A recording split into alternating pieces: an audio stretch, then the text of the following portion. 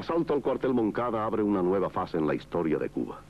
El 26 de julio de 1953 es la fecha que da inicio a la Revolución Cubana. El ataque al Moncada, símbolo del heroísmo de nuestro pueblo, es el comienzo de una acción revolucionaria que proseguimos 3 años después en la sierra para culminar victoriosa el 1 de enero de 1959. Fidel, en el juicio del Moncada, hace su propia defensa y se vuelve sobre todo acusador implacable de la tiranía que padece el país en esos momentos.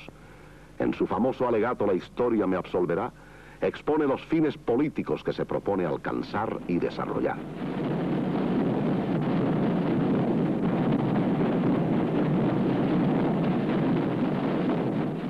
¿Usted cree que se ha cumplido el programa del Moncada? Sí, señor, el programa Moncada se ha cumplido. ¿Y usted cree que eso ha resultado fácil? No ha sido fácil en primer lugar porque esta revolución costó 20.000 muertos. Girón no fue fácil. Girón no fue fácil. Ahí tiene que la revolución avanzarse contra la defensa y casi olvidarse de lo que es el problema agrícola y todo, porque había que defenderse con los poquitos hierros, porque estábamos completamente sin hierro. Por el momento más difícil que ha tenido nuestra revolución aquí ha sido la crisis de octubre. Esto costó mucha vida, que aquí el más y el que menos lo sabe, y sacrificio para llegar a esto. Usted no puede decir, oye, vete para allá, que esto lo tomamos nosotros aquí en la revolución. Eso fue a base de sacrificio y tiro. Su voz llenaba el salón, solo quien fue tan herido la patria humillada ha visto. La justicia envilecida pudo acusar con palabras sangre del corazón y de la verdad entrañar. Los hombres del pueblo son desempleados obreros cosechando la miseria. Campesinos que en la tierra amada y ajena sudan.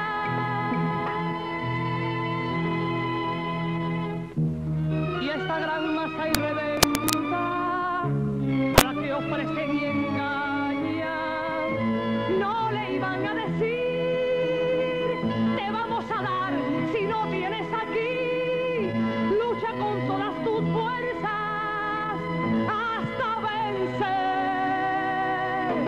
o morir. ¿Esta tierra es de usted? Sí. ¿Y cuánto paga usted por esta tierra? Bueno, yo no pago nada. ¿Usted no paga nada? Nada. ¿Y el dueño de esto aquí, dónde vive? ¿El latifundista, el hacendado, dónde vive aquí? El hacendado soy yo soy el dueño. ¿Usted es el dueño? El dueño. Entonces usted no le paga a ningún hacendado le paga por esta tierra. A ningún hacendado, ¿a quién le voy a pagar? ¿Y la pareja viene por aquí con frecuencia? ¿Qué pareja? La de la Guardia Rural. Bueno, no. Aquí, después del triunfo de la revolución, no. Entonces aquí ya no se hacen desalojos con la Guardia Rural, no. ¿Qué va? Eso pasó a la historia ya. Apenas a 4 meses del triunfo de la revolución, se firma en La Plata, Sierra Maestra, la Ley de Reforma Agraria. La reforma agraria nunca había faltado en el programa de ningún partido burgués. Sin embargo, cuando el gobierno revolucionario decide hacerla una verdadera realidad, se desata todo el furor del enemigo.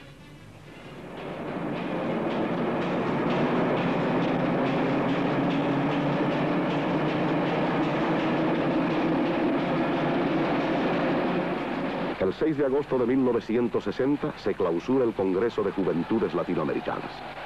En esa ocasión, Fidel va a proclamar la nacionalización de todas las propiedades yanquis en nuestro país. En su afán de controlarlo todo.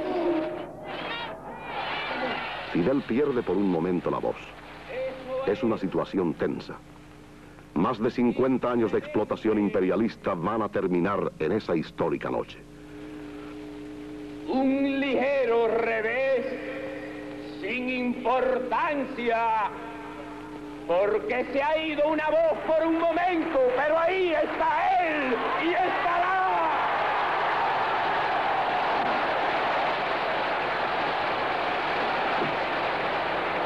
Se dispone la nacionalización mediante la expropiación forzosa y por consiguiente se adjudican a favor del Estado cubano en pleno dominio todos los bienes y empresas ubicados en el territorio nacional y los derechos y acciones emergentes de la explotación de esos bienes y empresas que son propiedad de las personas jurídicas nacionales de los Estados Unidos de Norteamérica u operadoras de empresas en que tienen interés predominante nacionales de dicho país, que a continuación se relacionan. 1. Compañía Cubana de Electricidad.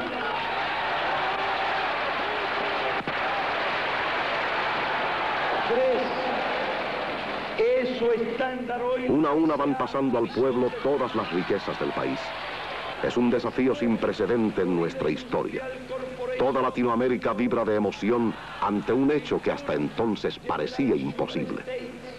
Se llamaba, va coreando entusiasmado el pueblo ante cada una de las nacionalizaciones.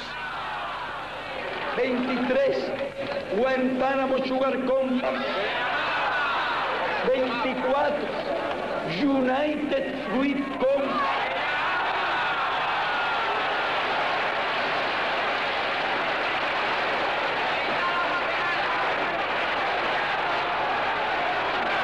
Una verdadera revolución agraria no puede dejar de traer el odio del enemigo.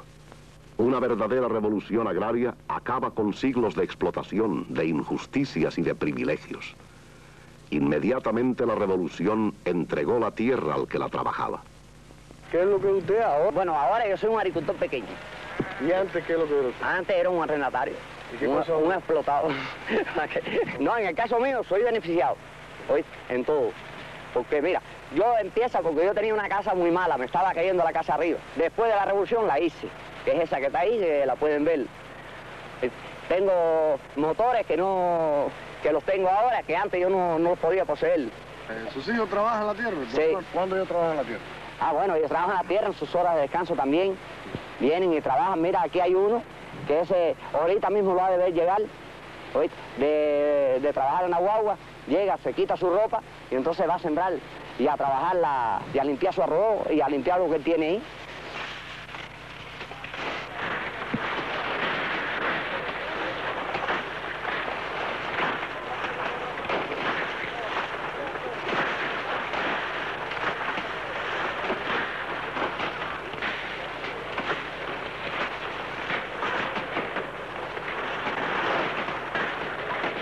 Solo 6 compañías yanquis obtenían utilidades por 265 millones de dólares.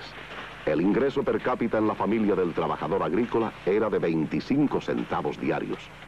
La caña de azúcar, nuestra principal riqueza, era el origen de nuestra principal pobreza. El azúcar representaba del 30% al 40% de nuestra renta nacional y el 92% de nuestros ingresos nacionales. El producto de la venta de azúcar iba a parar a las manos de una minoría. La venta del azúcar no servía para desarrollar al país, para satisfacer las necesidades de la mayoría de la población. Las inversiones yanquis estaban destinadas a garantizar este mecanismo y sus relaciones de dependencia. Era incuestionable que no se podía desarrollar el país si no nos liberábamos primero de esas relaciones y de esa vergonzosa distribución de las riquezas. La revolución tuvo que luchar simultáneamente en todos los frentes. Fue generosa, pero no irresponsable. Los esbirros que habían asesinado a familias enteras de campesinos no podían escapar a la justicia revolucionaria.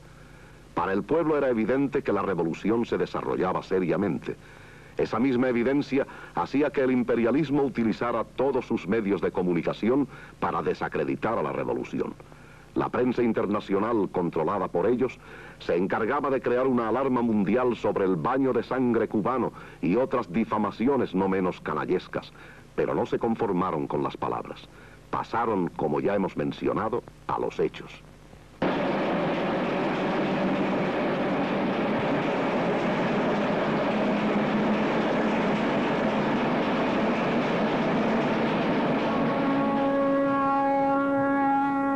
La ayuda del campo socialista, principalmente de la Unión Soviética, impidió que el imperialismo estrangulara a la revolución. La firme decisión del pueblo cubano y la solidaridad internacional probaban que era posible la revolución en América Latina. Se acababan los tiempos en que bastaba una palabra del imperio para derrocar a cualquier gobierno latinoamericano. El 3 de enero de 1961, el gobierno de los Estados Unidos rompió las relaciones con Cuba.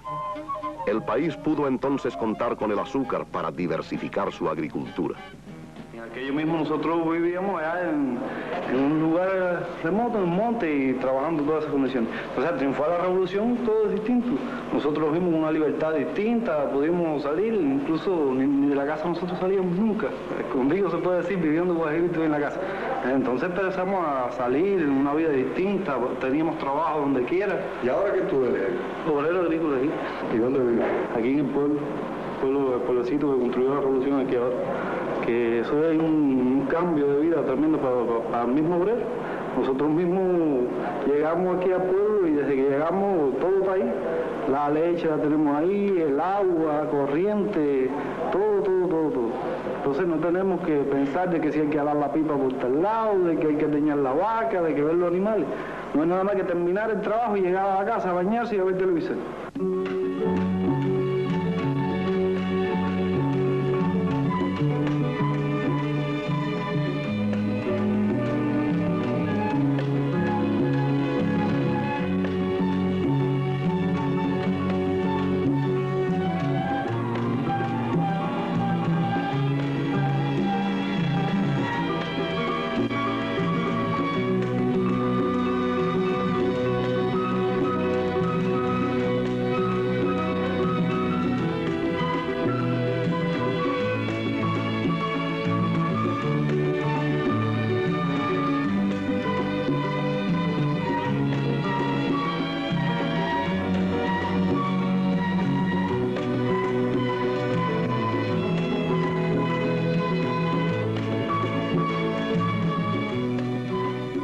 En estos momentos solo el sector estatal tiene cultivados ya 5 millones de hectáreas. Se han construido presas que nos han permitido llegar a embalsar 2.000 millones de metros cúbicos de agua. En arroz tenemos sembradas 164.000 hectáreas. En 1958 contábamos solo con 46.000 toneladas de cítricos. Hoy pasamos las 165.000 toneladas. En 1972 se han terminado 190 vaquerías. Otras 204 están en construcción. Un país talado, defoliado por la voracidad de las companies, ha sembrado en los últimos 10 años 550 millones de árboles. La reforma agraria, fruto central del programa del Moncada, se ha convertido en una verdadera revolución agraria. En Cuba, antes de la revolución, un hombre se mataba con tal de conseguir un puesto de machetero, aunque fuera para cortar caña de noche.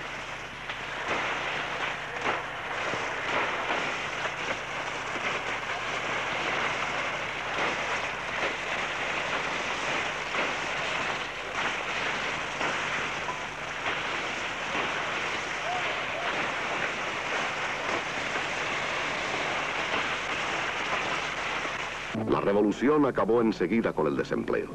Lo permitía la transformación en la tenencia de la tierra y el control de todos los recursos para desarrollar consecuentemente el país. La revolución sobrecumplió ampliamente este punto del programa del Moncada. Acabó también con la discriminación racial en los empleos. Creó las condiciones para que las mujeres pudieran comenzar a incorporarse en el trabajo social. Distribuyó más racionalmente la fuerza de trabajo y las fuentes de trabajo. Suprimió la concentración de servicios en la capital y los repartió más equitativamente por todas las provincias. Compañero, ¿usted es empleado? Sí. ¿Dónde trabaja? En la ESA. ¿Usted conoce algún desempleado? Ninguno. ¿En Cuba no conoce ninguno? No conozco ninguno. Pero usted sabe lo que es un desempleado, ¿no? Uno que está sin trabajo, que no trabaja porque no le da gana de trabajar. ¿Por qué no le da la gana? Sí, porque hay trabajo para todos los ciudadanos en este país. ¿Usted sabe lo que es un desempleado? ¿Un desempleado? Sí. Es una persona que no trabaja. ¿Que no trabaja? Que no trabaja. ¿Por qué? Bueno, en Cuba no puede existir esta clase de personas, ya que nosotros tenemos trabajo para todos los trabajadores en nuestro país. Y verdad que pudiéramos decir que el desempleo en nuestro país no existe. En realidad, el desempleo dejó de ser un problema en poco tiempo. El nuevo problema fue la escasez de fuerza de trabajo. En provincias tan despobladas como Camagüey, fue necesario acudir al magnífico y entusiasta apoyo de la juventud. Todo el pueblo se sumó al trabajo voluntario. Era la respuesta revolucionaria para salir de la miseria y del subdesarrollo acumulado durante tantos años.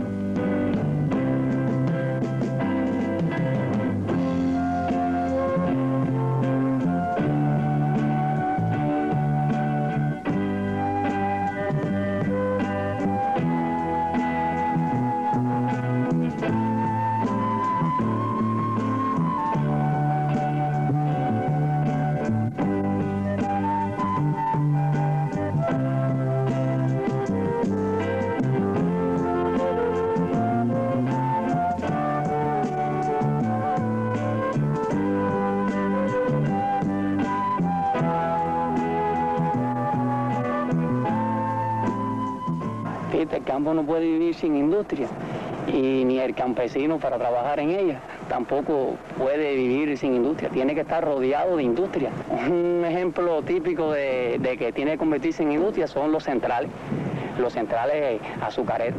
Al triunfo de la revolución, el central más joven tenía más de 30 años. Muchas maquinarias estaban ya en un estado de grave deterioro. El 100% del corte y el alza de la caña era manual. La revolución ha hecho grandes inversiones para reparar, ampliar y modernizar los centrales. Hoy ya el 90% de la caña es alzada a máquina y el 10% alzada y cortada por combinadas. En los centros de acopio creados por la revolución se llegó a procesar en 1972 el 41% de la caña. La modernización de la industria azucarera es indispensable para aumentar la productividad, para liberar una gran fuerza de trabajo que hoy ocupamos en esta industria y que necesitamos para desarrollar otros renglones de nuestra economía. El bloqueo es una de las medidas más miserables y cobardes que se le pueden imponer a un país. El imperialismo yanqui suprimió su comercio con Cuba, consciente de que todas las instalaciones y todas las tecnologías de nuestro país dependían fundamentalmente del mercado norteamericano.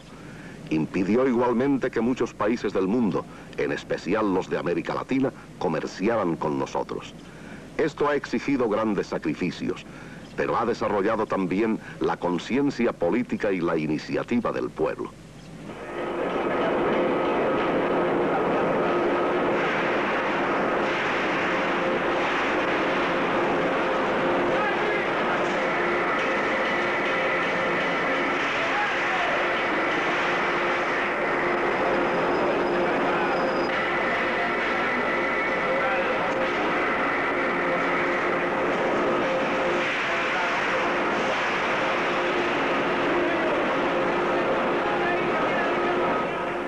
El bloqueo imperialista ha exigido grandes sacrificios, pero nuestro pueblo también sabe que es necesario hacer sacrificios para desarrollar industrialmente un país.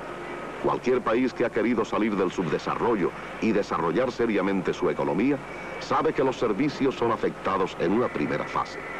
Las grandes inversiones hay que hacerlas primero en aquellos renglones que garanticen el desarrollo definitivo del país. No obstante, en la medida de las posibilidades, la revolución no descuida la producción de bienes de consumo, como es el caso, por ejemplo, de los efectos electrodomésticos.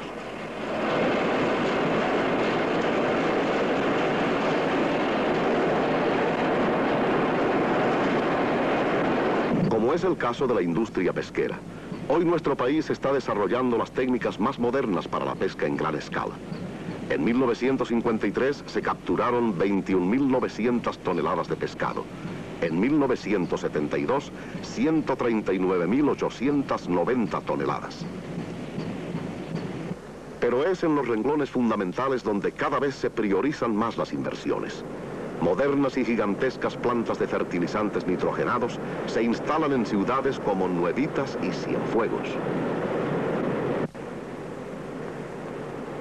Otro esfuerzo extraordinario es el de la producción de energía eléctrica. En Cuba se está trabajando para garantizar en 1980 1.000 kWh por habitante. En 1958 Cuba no llegaba a los 2.000 millones de kWh. Hoy estamos produciendo más del doble, es decir, 4.211 millones de kilowatts hora. En nuestro país hay un área potencialmente productora de petróleo de 57.000 kilómetros cuadrados.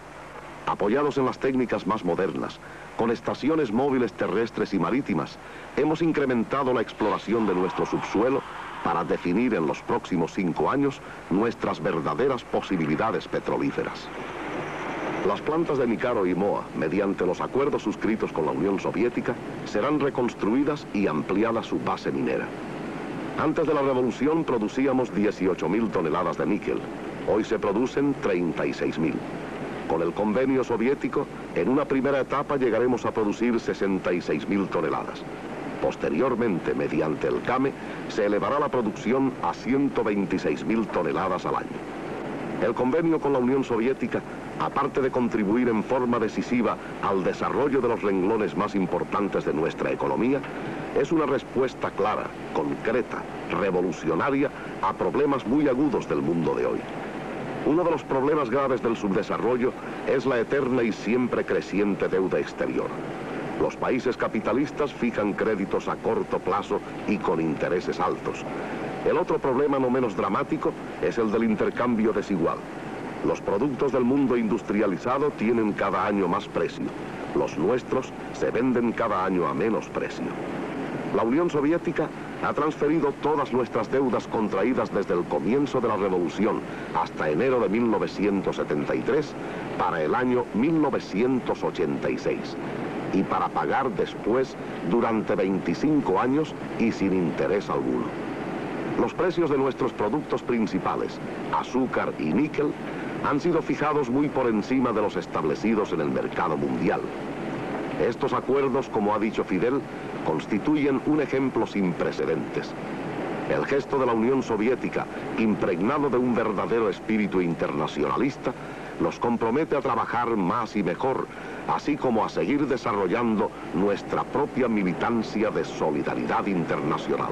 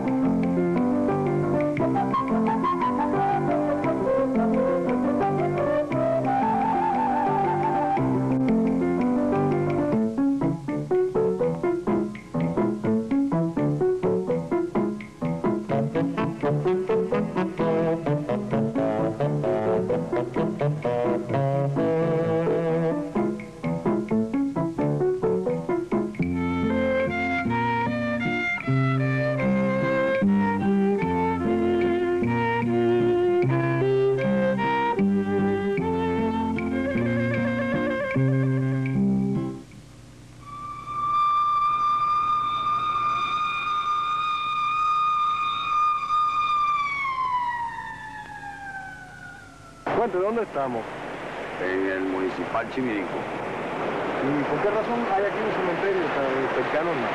Bueno, antiguamente cuando no había comunicaciones aquí, que no había carretera, se paraban en estos lugares de por aquí, cuando tenían un enfermo, a hacerle señal a un barco carbonero de eso, goleta, cuando pasaban.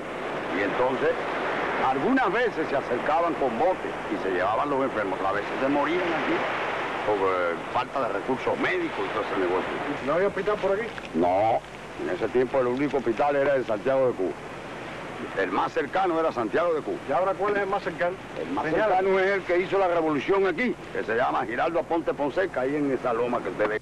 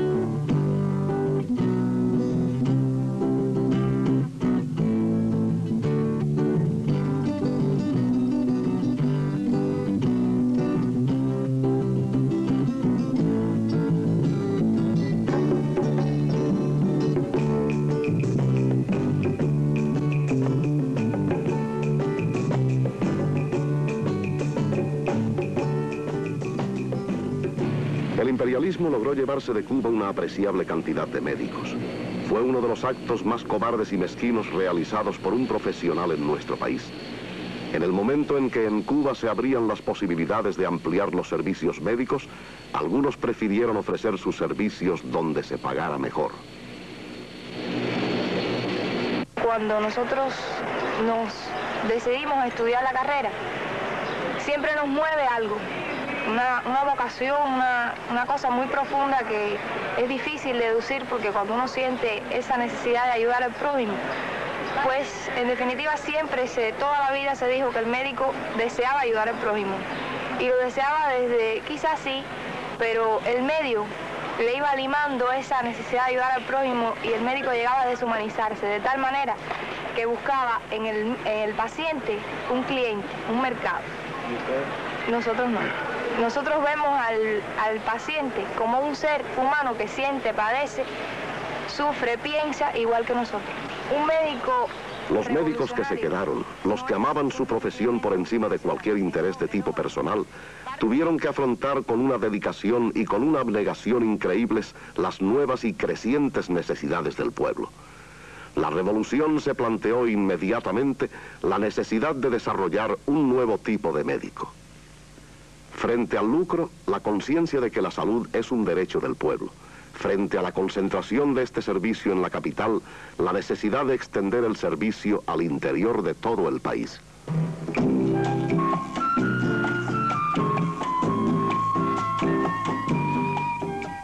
Vacunas contra enfermedades como la poliomielitis se aplican anualmente en forma masiva gracias a la cooperación de los CDR.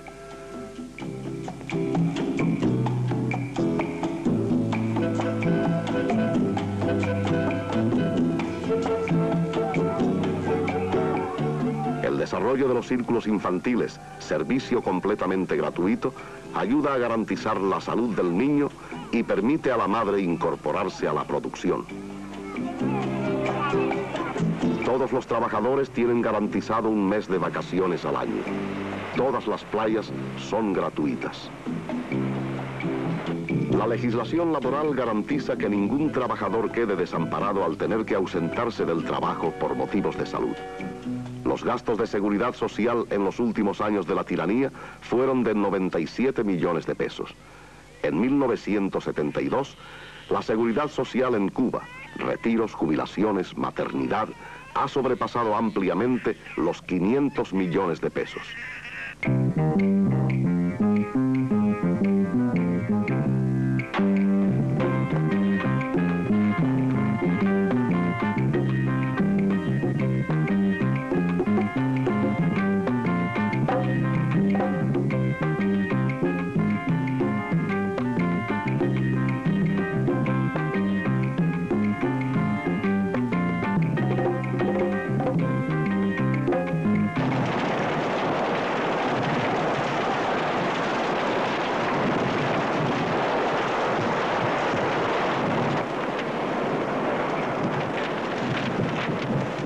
Los desalojos existían porque los dueños de las fincas grandes necesitaban la tierra.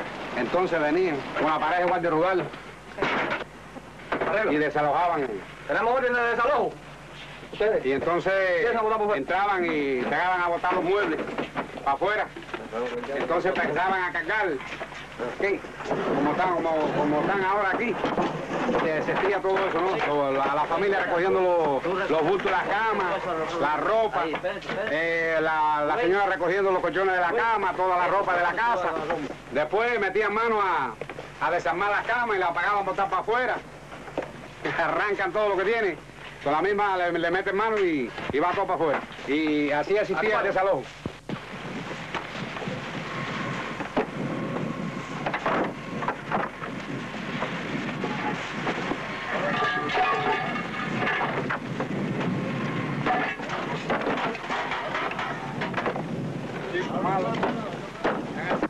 Después que estaba ya la casa vacía, entraba la pareja y amarraba para la tumba de la casa. ¿Con bueyes tú sabes? No disparan, hay un que buey para tumbar la casa. Y con la misma afuera. Y de ahí se le daba candela a la casa.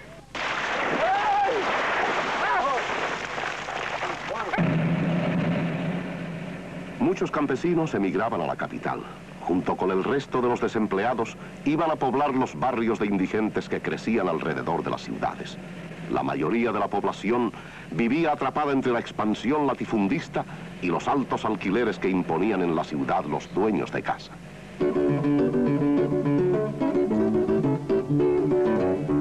En un principio, el centro de La Habana era la plaza de la Catedral, situada en lo que se conoce como Habana Vieja.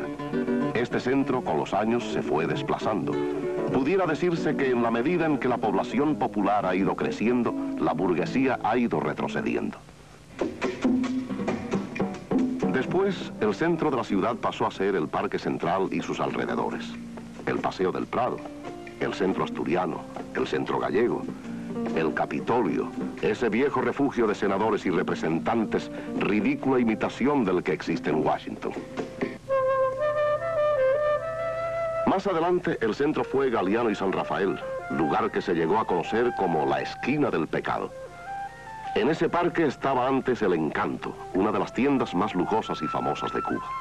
La soberbia contrarrevolucionaria decidió quemarlo antes que permitir que pasara a manos del pueblo. Huyéndole siempre al contacto popular, la burguesía volvió a desplazar el centro hacia lo que se conoce hoy con el nombre de La Rampa. Con la reconstrucción de los barrios populares, se pretende poco a poco ir descentralizando la ciudad. La burguesía decidió alejarse todavía más. Se fue al extremo de la ciudad. Desarrolló sobre las espaldas de un país pobre los hiperlujosos barrios de Miramar y Billboard en la idea de hacerse de un lugar definitivo. Pero en eso llegó la revolución. El nuevo desplazamiento fue en verdad definitivo. La mayoría de los habitantes de estos barrios fueron a parar a la Florida. La revolución los llenó de hijos de campesinos y de estudiantes pobres. Mira, el bohío está compuesto, lo que son 9 varas. Ahí está compuesto la parte de lo que es el cuarto, que es esta parte, la sala, que se compone de comedor y cocina, con techo de guano, de madera, de tabla. ¿Y el piso? El piso está con un cemento malo, pero está todo desbaratado. ¿Entiendes? Normalmente es lo que de que con parte de tierra, que no está cubierto todo de cemento. Y aquí mismo tenían que cocinar, tenían que comer. Ahí mismo todo el mundo tenía que, de 6 o 7 familias como eran las casas, tenían que convivir ahí en esas mismas condiciones. En una segunda fase, la revolución confiscó todas las casas.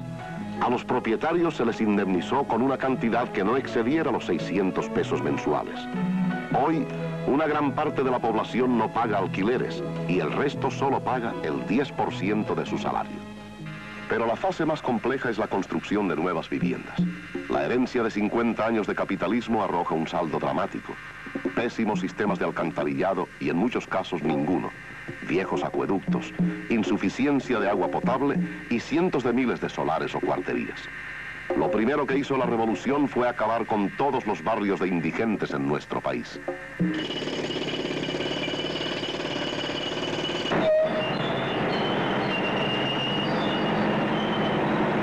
Se puede resolver acabando con la especulación, priorizando las inversiones, jerarquizando las necesidades, haciendo sacrificios, invirtiendo en las técnicas más modernas y productivas. El prefabricado se introduce por primera vez en nuestro país con la revolución. A todo lo largo y ancho del país han comenzado a surgir pueblos enteros totalmente nuevos.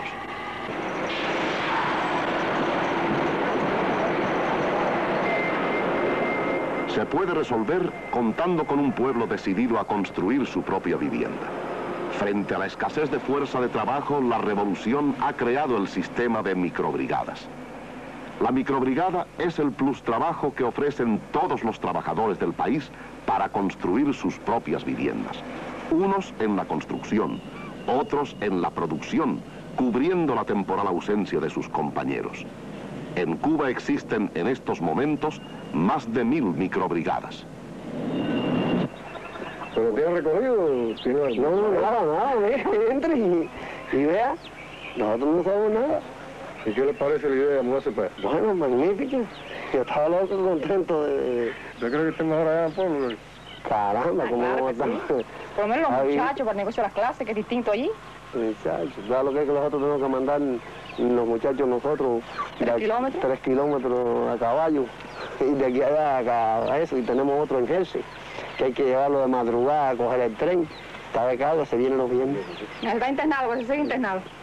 Sí, internado. Entonces, los niños nosotros yo quisiera que usted viera, y por allí varios muchachos se han caído hasta de los caballos y... ¿Le acompaña a trabajar? ¿Usted trabaja? Bueno, empiezo a trabajar cuando me mude, porque mi tarea, vaya, era de estar... Pero bueno, centro de trabajo sí fijo. Todavía no he tenido. ¿Y ahora? Ahora cuando me mude para el pueblo, entonces ya tengo mi centro de trabajo porque sé que yo me voy a trabajar. ¿En dónde? La vaquería.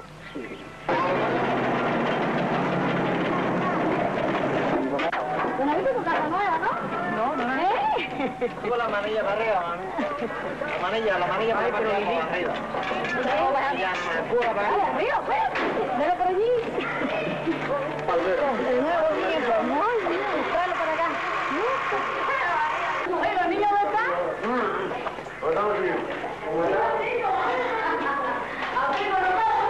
¿El televisor?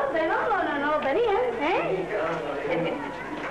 Dígame, ¿qué ustedes sienten, Estamos en confianza, ¿no? Sí, claro. A mí me preocupa esta nueva mudada, ¿no? Me preocupa todo esto, la casa Nuevos nueva. niños ambiente. Sí.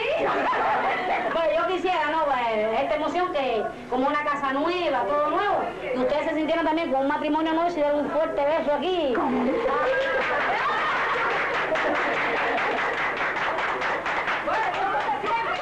Pero no debemos olvidar que la herencia de 50 años de capitalismo arroja un saldo verdaderamente dramático. No será fácil deshacernos de ella con la celeridad que todos deseamos.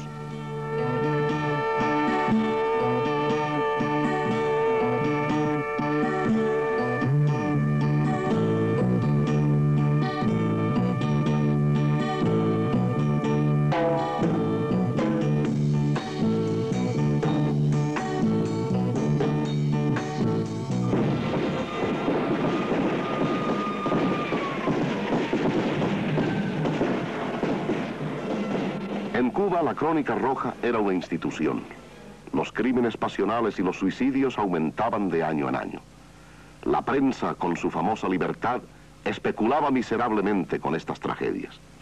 La libertad de empresa chocó inmediatamente con la revolución. La libertad de expresión de unos cuantos comerciantes tenía que chocar irremediablemente con la libertad de expresión de todo un pueblo. Los trabajadores exigieron que su opinión contara también en los periódicos.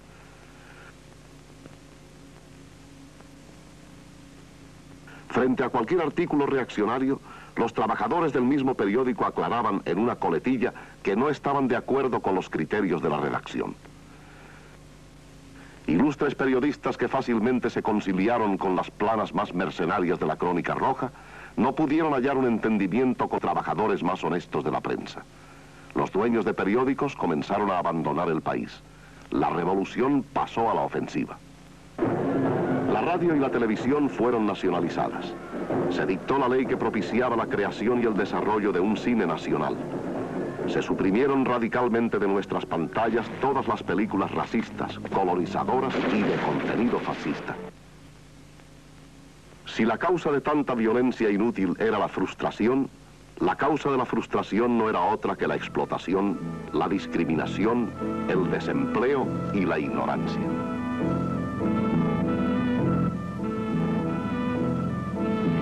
Desde los primeros momentos, la revolución afrontó el problema de la alfabetización.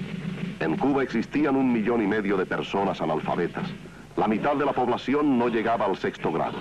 La escuela estaba dividida en laica y religiosa, en escuela de ricos y de pobres.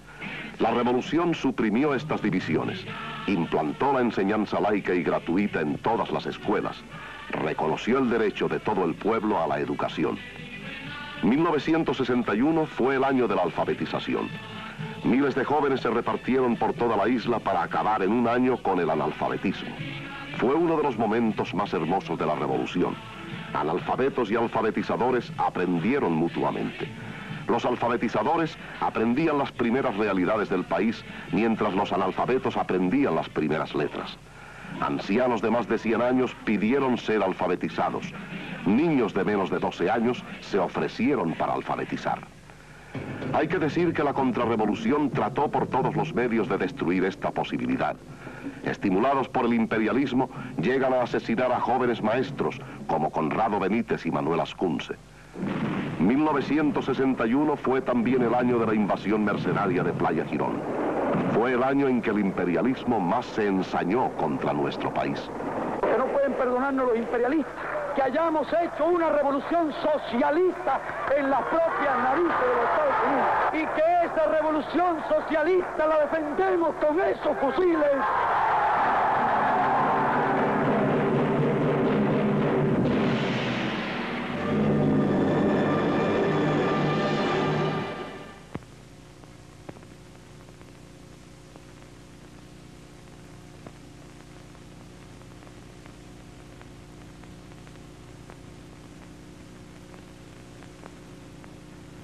Así, por ejemplo, hemos visto en las ramas fundamentales cómo se ha hecho un esfuerzo para desarrollar, para crear la estructura necesaria y que comiencen a trabajar técnicos medios, por ejemplo, en el nivel universitario también.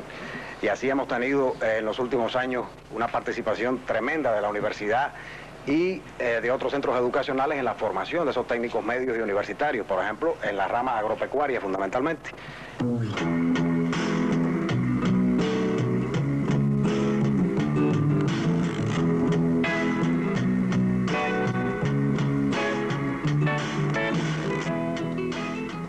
No era suficiente garantizar la enseñanza gratuita a toda la población estudiantil. Hubo que hacer una verdadera revolución educacional. Hubo que transformar la enseñanza de acuerdo a las necesidades que exige el desarrollo del país. Los médicos o los abogados ya no serían las únicas carreras de prestigio en un país como el nuestro. Surgieron nuevas carreras que reclamaban igual prestigio. La realidad exigía con el mismo interés la formación de ingenieros mecánicos, ingenieros eléctricos, ingenieros agrónomos, inseminadores. La realidad exigía que se abrieran nuevas posibilidades a la vocación.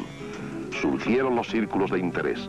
Hubo que rescatar el prestigio del maestro tantas veces pisoteado en el pasado. Hubo que hacer realidad la participación del estudiantado en el destino del país. Hubo que convertir toda la isla en una gran escuela. De una población con un promedio de tercer grado, hubo que hacer un gigantesco esfuerzo para que todo el país alcanzara el nivel de sexto grado. Hubo que cambiar la composición clasista de la enseñanza. Las universidades por primera vez abrieron sus puertas al pueblo. Se creó la Facultad Obrero-Campesina. Se crearon las condiciones para que todos los trabajadores, sin dejar sus centros de trabajo, pudieran tener acceso a la enseñanza universitaria. Pero la transformación más radical lo fue sin duda establecer la relación estudio-trabajo como el principio indispensable de una nueva pedagogía, de una nueva conciencia más acorde con una sociedad de trabajadores. No solo los trabajadores a la universidad, sino los estudiantes a los centros de trabajo, para que no se desarrolle un estudiantado al margen de una conciencia obrera, al margen de las realidades del país, al margen del proceso de producción. La relación estudio-trabajo existe también en la enseñanza secundaria. Los modernos edificios de las secundarias en el campo son escuelas y al mismo tiempo grandes centros de producción. Y hay más de 25.000 alumnos distribuidos por todo el país que estudian y trabajan al mismo tiempo. Ya no se trata de llevar la escuela al campo, sino de hacer la escuela en el campo. Ya no se trata de llevar al estudiante al trabajo, sino de hacer de las escuelas verdaderos centros de estudio y de trabajo. Estos centros de enseñanza que asimilan grandes planes agrícolas han sido la solución económica para que todos los jóvenes del país tengan garantizados los estudios de secundaria. Cada una de estas escuelas alberga a 500 muchachos y hay más de 50 en todo el país. Para 1980 tendremos 1000, lo cual significa que para 1980 tendremos 500.000 muchachos estudiando en este tipo de escuela. 500.000 muchachos estudiando y trabajando. 500.000 muchachos participando en la gestión de la escuela. 500.000 muchachos desarrollando una nueva cultura en el país.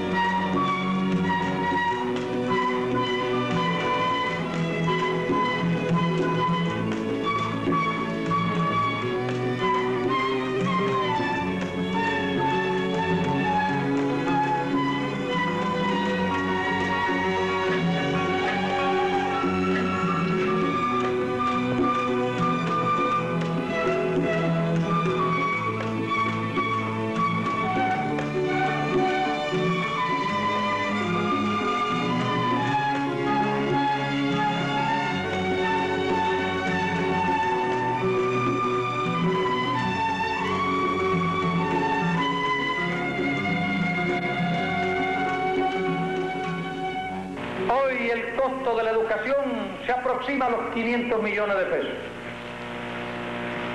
En el 80, la producción, el valor de la producción del millón de jóvenes estará por encima de todo el costo de la educación. Aunque el costo de la educación sobrepase los 1.000 millones de pesos en el año 80. Y no, que esto es en el orden cuantitativo, pero está el orden cualitativo. ¿En qué condiciones va a estudiar esa juventud? Pero hay un orden cualitativo, no solo material, sino también una cuestión cualitativa en lo pedagógico. Cada escuela de esta será casi un vivero de experiencia y de nuevos conocimientos. Un vivero de nuevos cuadros y nuevos dirigentes para la educación. Con seguridad que cuando se ven obras de este tipo, los hombres que lucharon, los hombres que cayeron, los hombres que murieron a lo largo de estos 20 años, son recordados de una manera elocuente, de una manera digna. Porque los que lucharon y murieron lo hicieron precisamente para que nuestra patria pudiera contar con estas posibilidades creadoras, con estos avances, con esta marcha vertiginosa hacia el futuro, con esta oportunidad maravillosa de trabajar para el porvenir.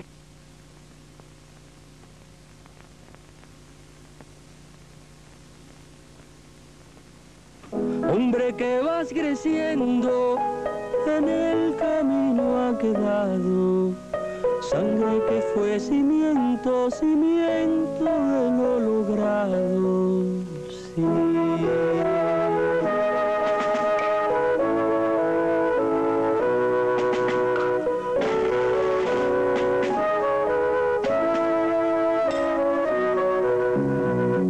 Lo que ayer fuera un grito, hoy cambia en una sonrisa. Tampoco está el destino que la patria necesita, sí.